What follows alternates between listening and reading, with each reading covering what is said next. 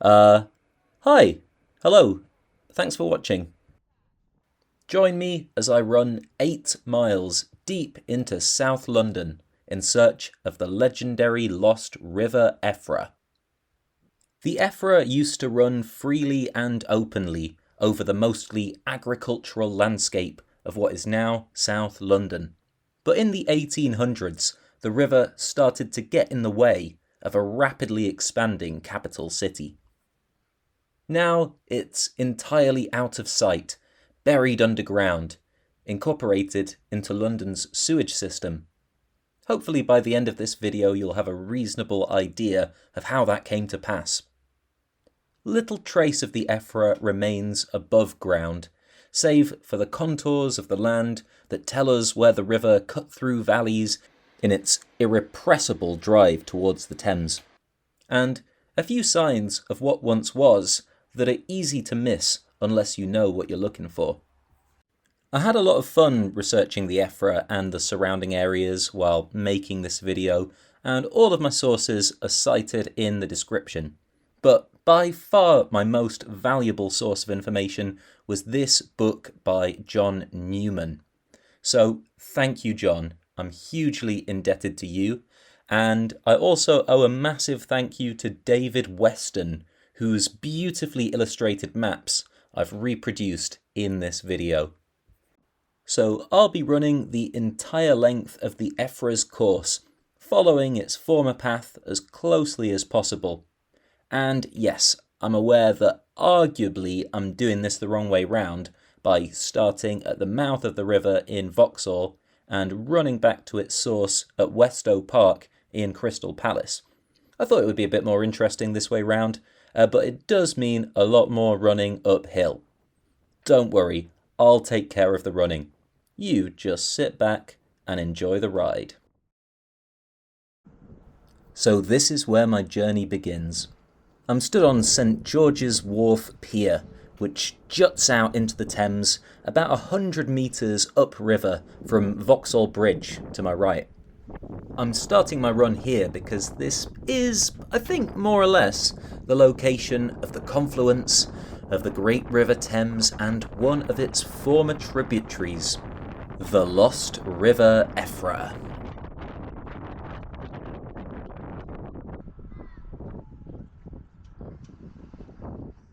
My first strides will take me through St George Wharf, a large residential and commercial development that's occupied this space since the turn of this millennium, and which from above resembles a small fleet of ships.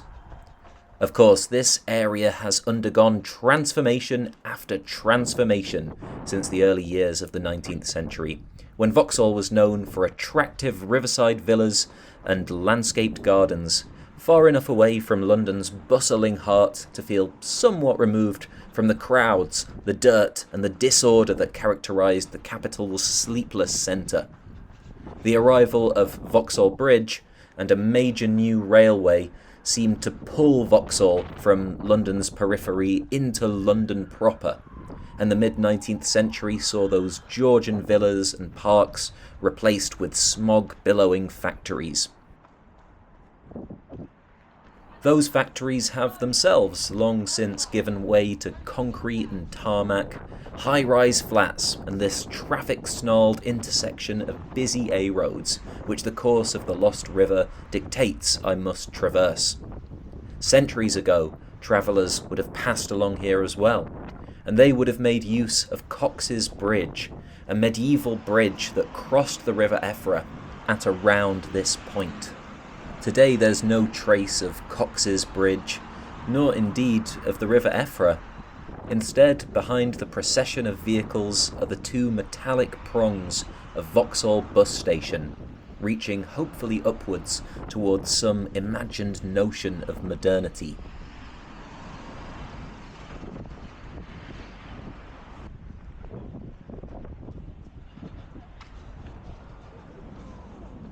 Passing now along South Lambeth Place, underneath the railway line, and this is probably the closest we'll come to simulating travelling through a subterranean tunnel, like the one through which the lost river is flowing beneath our feet.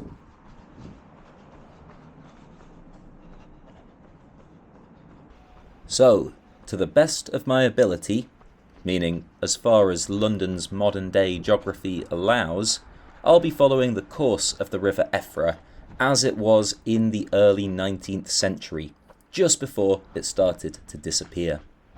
Have a look at this gorgeous map, which shows a section of the historic path of the Effra overlaid onto a map of 21st century London, specifically the neighbouring areas of Vauxhall and Kennington. Look at the zigzaggy course of this part of the river. These sharp, almost right-angled bends are not the meanders of a river following its natural course. They speak of human intervention, people manipulating the river's course, partly to guide it into channels favourable for the irrigation of the surrounding land, partly to delineate the boundaries of parcels of land belonging to different estates. This tinkering with the river's course was taking place centuries ago, when this area was all boggy marshland, part of the Thames's alluvial plain, home to more grazing animals than people. That was how this area remained, more or less, up until the last years of the 18th century.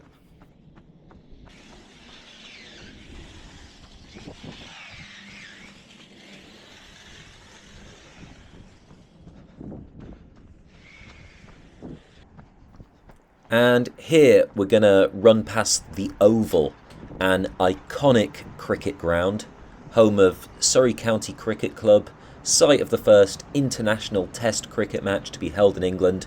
It's been here since 1845, and since that's before the nearby section of the Effra was covered up, I think we can allow the Oval a supporting role in the story of our river. I suppose this location was chosen for the Oval mainly because of its proximity to the now well-connected Vauxhall, and because the marshy land here was relatively cheap. But I doubt that this would have been considered a particularly desirable area at the 19th century's midpoint.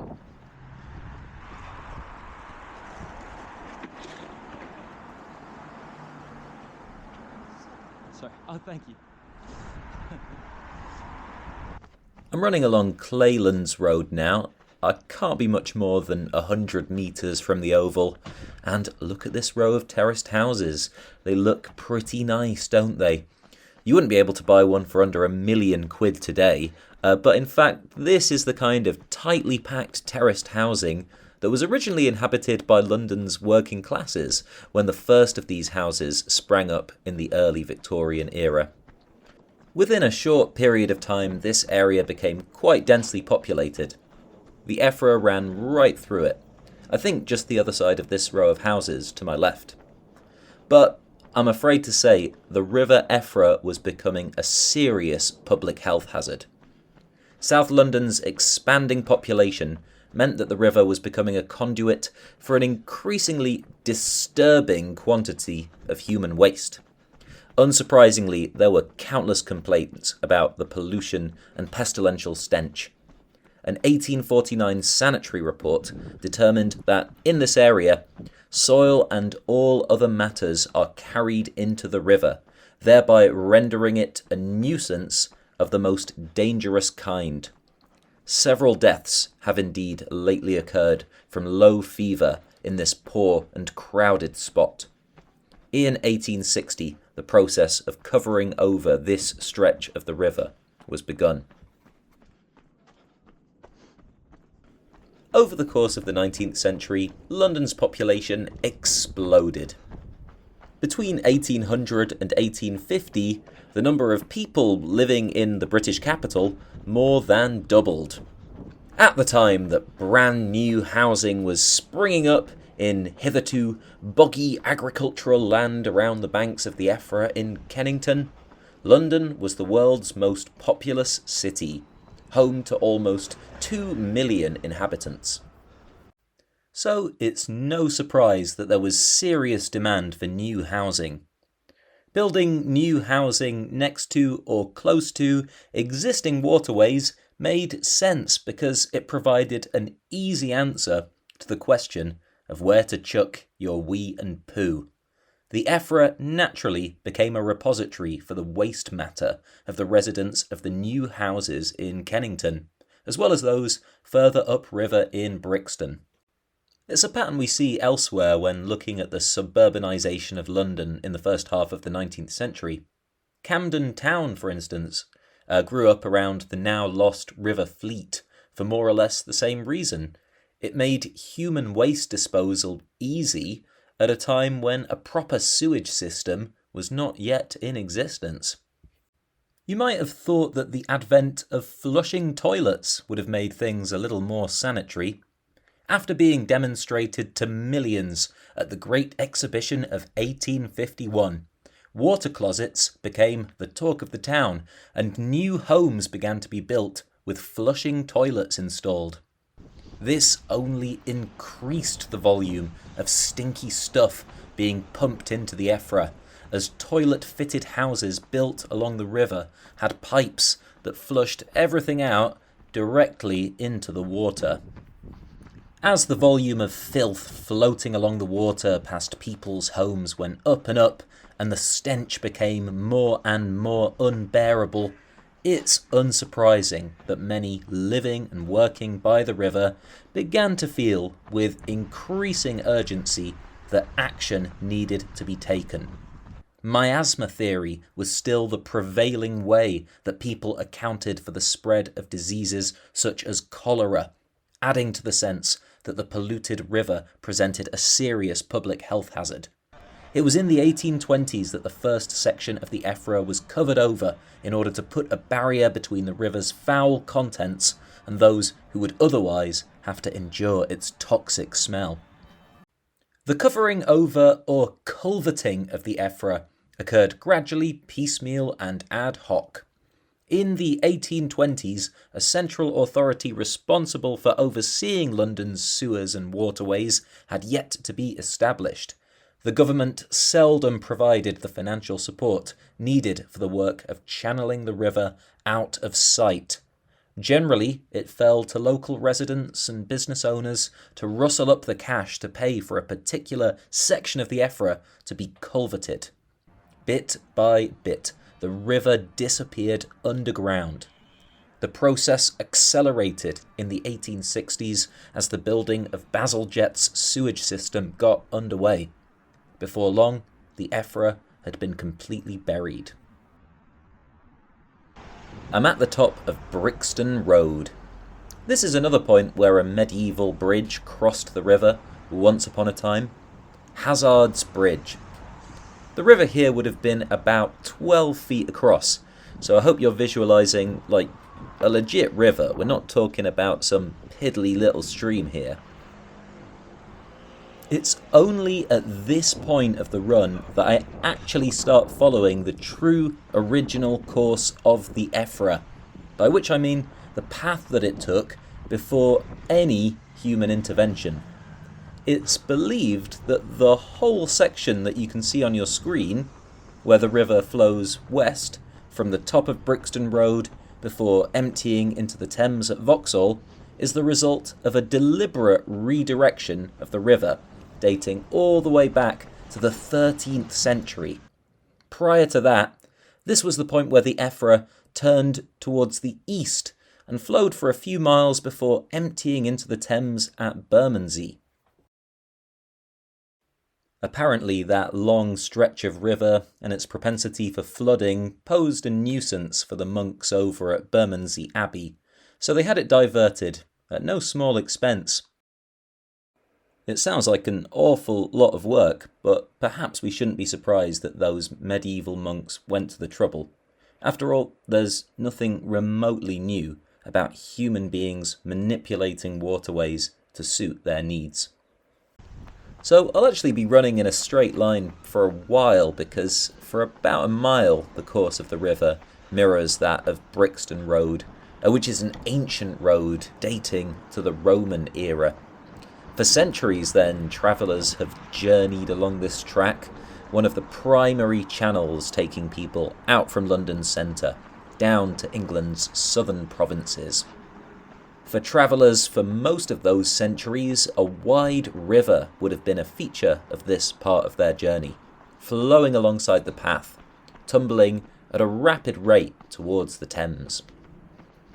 You'll notice that still today, for much of the river's course along Brixton Road, a large space remains between the road and the buildings on this side of the street. A large space that was, of course, occupied by the River Effra. This row of Georgian terraced houses dates to the 1820s, which is well before this part of the river had begun to be covered up, so their original residents would definitely have had the waterway flowing right by their front doors.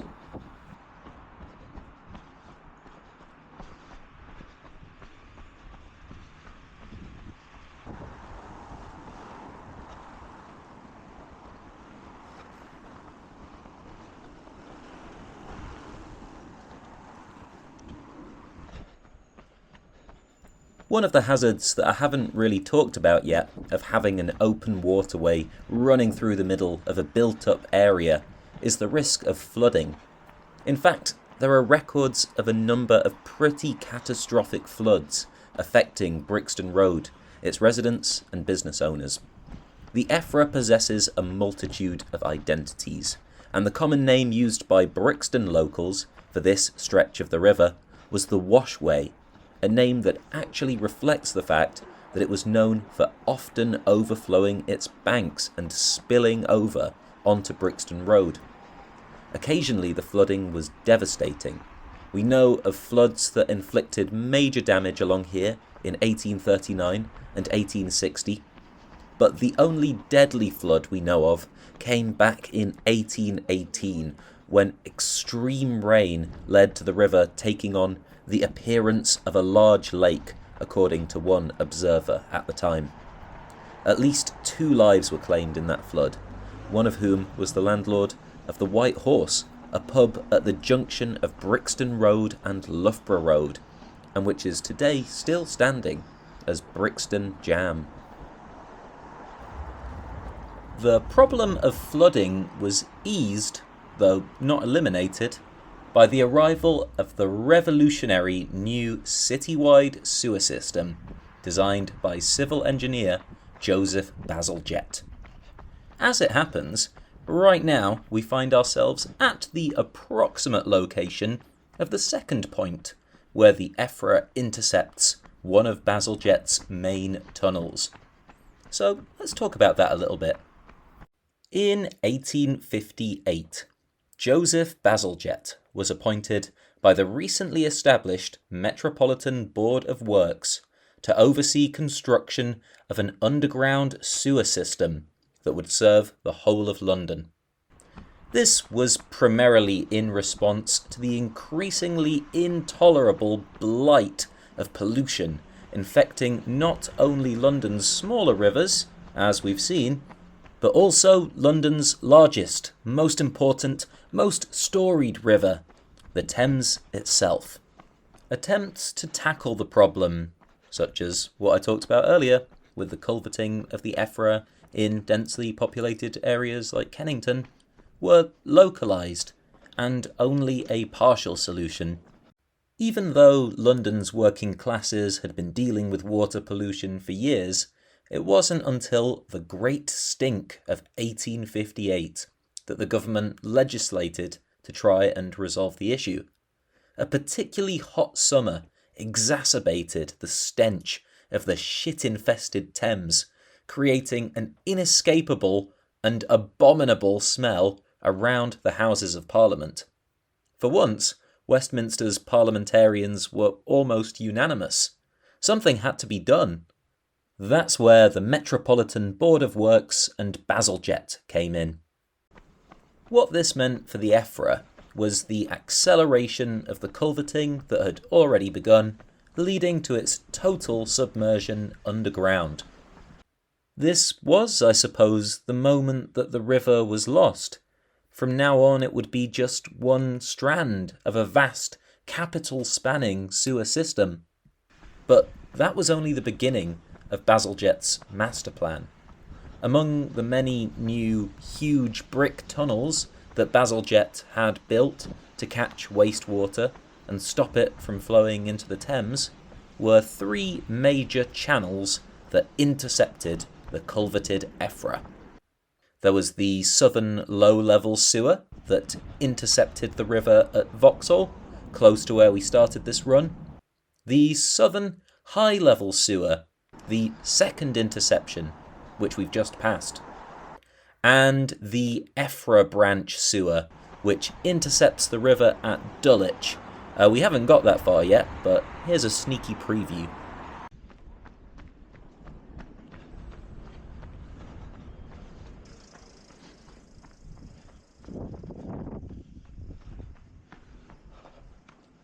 I feel pretty lucky, actually, that the route I'm following takes me right through the heart of Brixton, which has long held a reputation for being one of South London's most vibrant and characterful districts. It's a reputation that's deserved, and I do always feel a bit of a buzz in the air whenever I'm here. The culverting of the Effra had an immediate effect on Brixton. It began to grow even more rapidly, and soon gained a reputation as the shopping capital of South London, a consequence of development that would have been impossible while the Effra was still an open river. With a brand new railway station drawing in shoppers from across London, within years Brixton would be able to boast the city's first department store, as well as the first shopping street to be lit with electric lighting. Given Brixton's long history as a centre of commercial activity, it feels apt that I'll be running through Brixton's famous shopping arcades.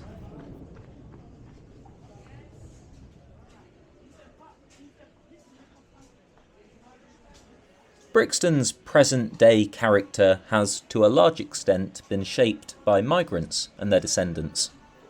After the Second World War, when Britain looked to its former colonies to help rebuild a country that was badly damaged and impoverished from 6 years of fighting, many of the Windrush generation settled in Brixton and made it their home. Brixton Market was one of the first places in the country where vendors sold products imported to Britain from the Caribbean. The range of offerings here became only more international as more people arrived from more parts of the world. And that is, of course, still reflected in the huge array of shops and stalls surrounding me. However, there's another story hiding behind some of the glossy shop fronts here in Brixton Market, and that's one of gentrification. House prices in Brixton have trebled since the start of this century, with middle-class renters and home buyers flocking to the area. Brixton has become something of a battleground as the market's traders face off against the billionaire Texan DJ who owns Brixton Village and Market Row, and a multitude of private developers hungry to build upon the market and extract more profit from this already busy and bustling locus of commerce. The more rapidly that the costs of running a business in a place like Brixton increase, the more rapidly its character will change. According to this business owner, who features in a video from Make It Common, which I'll link in the description, there's been a roughly 5-fold increase in shop rents in the last 15 years or so. Some community-led campaigns to prevent unwanted development in the area have been successful, but the overall trend of gentrification in Brixton seems likely to continue for at least the foreseeable future. And look at that coming up on my right, the Effra Hall Tavern, the first place name reference to the River Effra that we've encountered on this run, although it won't be the last. There's a bit of a concentration of names that allude to the lost river round here, as we're very close to the location of the bygone Effra farm from which the river gets its name. That's the now pretty much universally accepted origin story of the river's name, though that hasn't always been the case. Up until recently, it seems that many people either weren't aware of the Effra farm or assumed that it had been named for the river, the farm had been named for the river, rather than the other way round. A host of alternative suggestions were offered to explain where the name came from, with the likes of John Ruskin weighing in on the debate. It must come from the Latin Effrena, said he, meaning unbridled, unrestrained. A perhaps more plausible idea was that it was derived from the Anglo-Saxon River Effra, meaning high bank. Sounds credible, doesn't it? It would be if it weren't for the fact that people didn't actually start calling it the River Effra until after it began to be covered up. As we've seen, different names were in common usage for the river at different points along its course, like Vauxhall Creek, where it emptied into the Thames, and the Washway along Brixton Road. Remarkably, the name Effra for the river is first attested no earlier than 1831, just as it was starting to disappear. However, the name quickly became ubiquitous, and it seems that within a couple of generations, everyone just assumed that the river had always been known as the Effra, completely oblivious to the fact that it was, in actuality, a relatively recent coinage.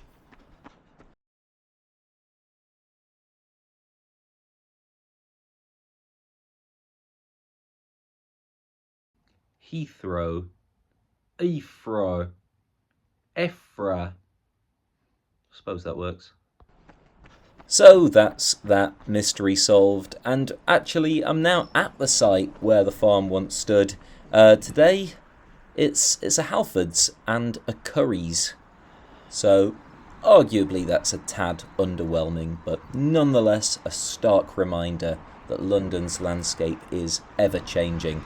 I wonder what the chances are of that Curry's still being there in 200 years' time.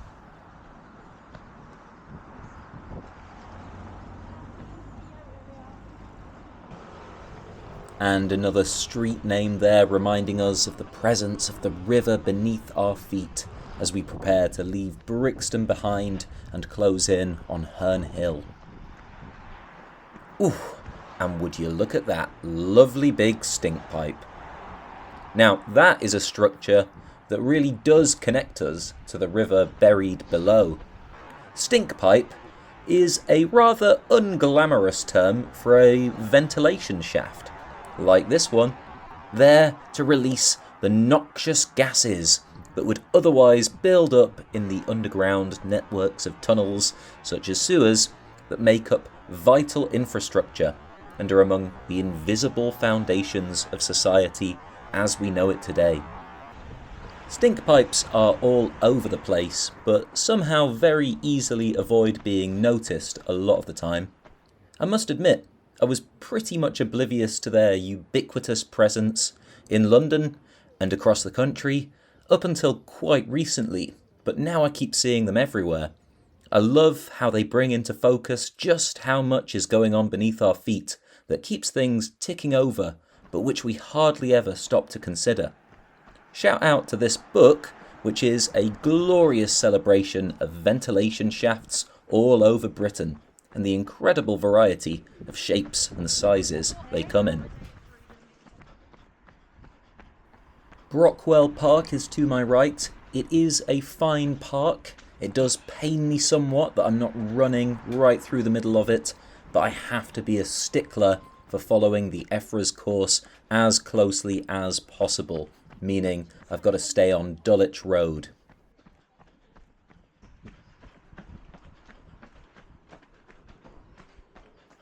Just gonna turn left here.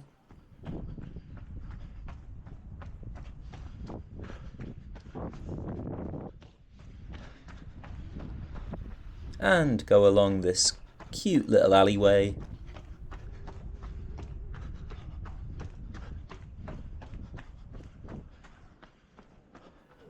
And now I'm right in the heart of Herne Hill.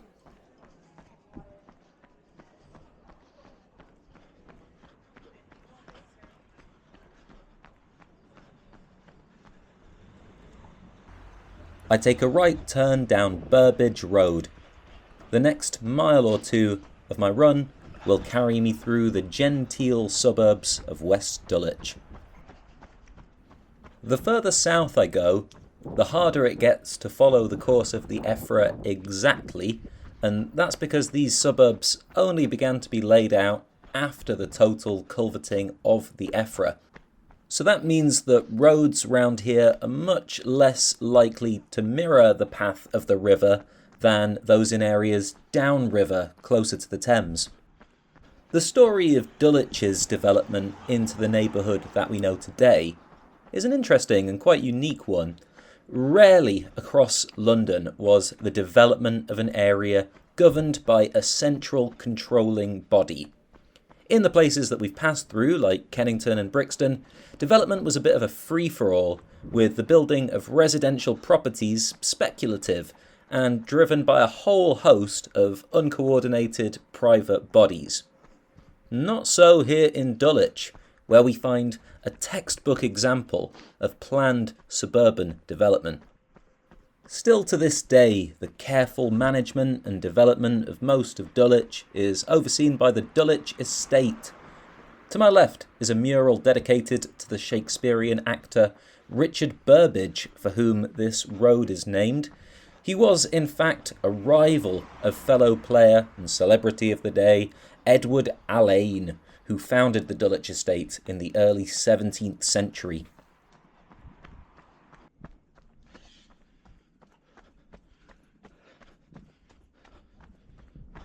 Much of Dulwich's present layout dates to the late 19th century. The estate ensured that all development conformed to rigid building standards and a scheme of management aimed at maintaining a respectable character. All new roads were to be wide and lined with trees. Even back then, buying a house in Dulwich wasn't cheap, and these new homes were intended for professionals belonging to London's growing middle class, who could commute into the city thanks to new railway lines. Dulwich's reputation as one of South London's most solidly middle-class districts survives intact still today.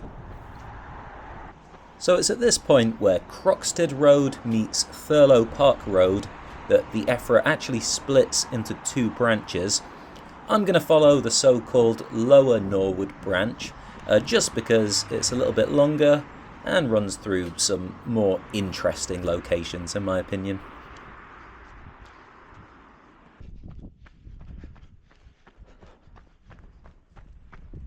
I recorded this run in early January on a very icy winter's day where conditions were, especially around here, were very slippery underfoot. And it's just here that I just about managed to avoid going flying. And I'm looking for something, and I can't quite remember exactly where it is, and then I find it. And it's a pavement plaque marking the River Effra. It says, "The hidden River Effra is beneath your feet." There's quite a few of these. In 2016, these plaques were placed at intervals along the course of the Lost River, so I have actually run past loads of them already today. Quite a nice little touch. Looks like we've arrived in West Norwood. The path of the Effra goes through West Norwood Cemetery, which is a beautiful cemetery that I was dead excited to run round. However, parts of the path were so treacherously icy that I was forced to shuffle round at an annoyingly slow and cautious pace, and then my GoPro cut out, which also wasn't ideal. So I came back a week or so later for another trot round Norwood Cemetery and to run the rest of the Effra's length. This is one of the magnificent 7 cemeteries of London, a group of cemeteries established in the 1830s and 1840s on the outskirts of the capital in response to the problem of overcrowding in London's graveyards.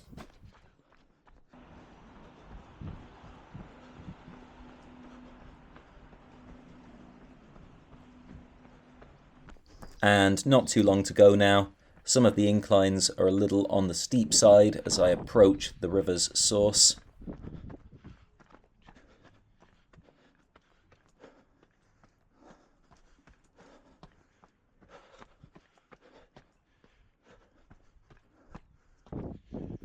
A hop, a skip and a jump over Norwood Park. There's an independent Catholic school just here. A Catholic convent school was established here back in the 1850s. Apparently the nuns here would drink from the part of the Effra that ran through their grounds. Even though downriver the Effra was already badly polluted by that point, I'm sure this far upriver that would have been absolutely fine to drink.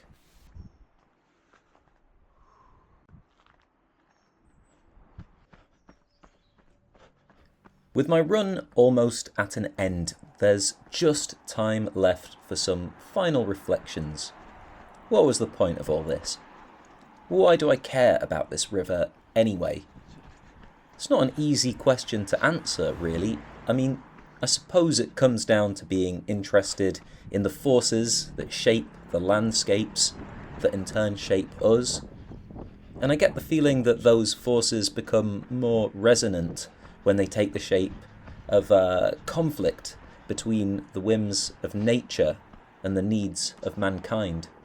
And the stories become all the more enticing when most of the physical reminders have disappeared, so that only a spectral presence remains for those intrepid enough to go looking for them. Ambler extraordinaire John Rogers expressed some evocative words on the subject in his video charting the Effra, which of course I'll link to. He said, "All rivers are rivers of stories, but when they become buried under the ground, their mythology takes on a new kind of potency. They seem to gain power the more we try to deny them." John's words there, but I couldn't agree more. These same ideas seem also to have inspired Elif Shafak, whose latest novel, There Are Rivers in the Sky, it would be remiss of me not to mention. I'm so glad I read this wonderful book, which has the indomitable spirits of lost rivers as one of its key themes, at the same time that I was working on this video. I confess, I did get a bit excited when the Effra got a mention in the story, along with several of London's other culverted rivers. "They are all there," says Shafak, "roiling beneath the cement pavements and the tarmacked streets, rumbling and rushing under strata of concrete and bricks, buried under sediments of history and the weight of amnesia." What is more dangerous, I wonder, to forget or to create new histories for things that we've left in the past? One final thing I hope we can learn from the Effra is to be wary of the warping effects of nostalgia. Yearning for the past can make us reinvent it in ways that would probably seem perplexing to the past's actual denizens. Legends abound of the River Effra that I haven't mentioned because they're A, not true, and B, in my opinion, downright silly, and usually involve kings and queens of the past sailing along it for some particular reason.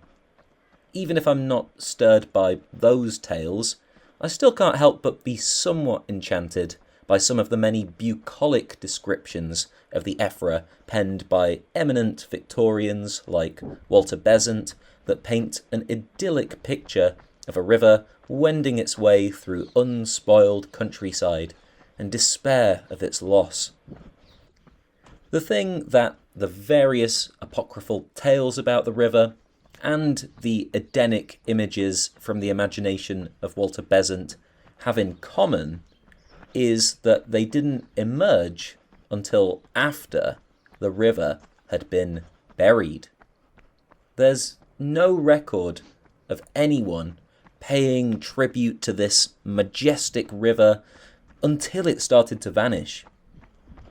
As we saw earlier, the Effra didn't even have a fixed name or identity until then.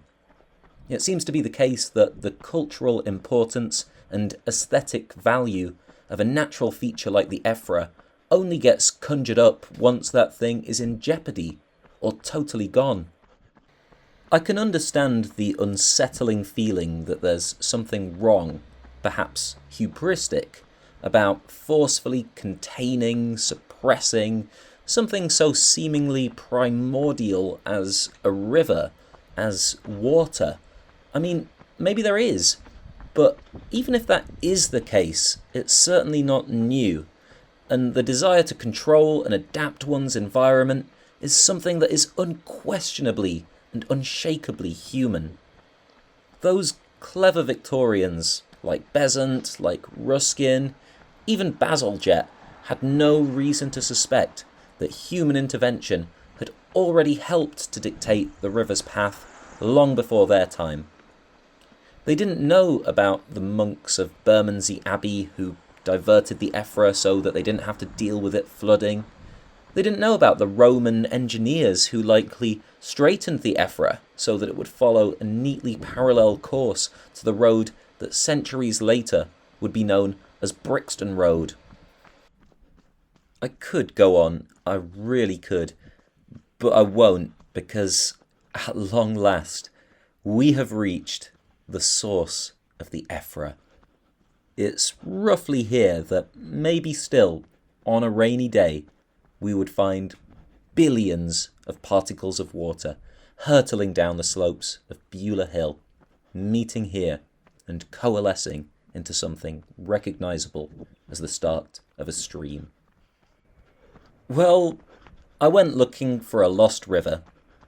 I really don't know if I've found it, but over 8 miles of running from the Thames down to Westow Park, southeast London, I sure have learned a hell of a lot. Thanks so much for watching. Here's another video of mine you can check out. I'll be back with more geography later in the year. I'll see you then.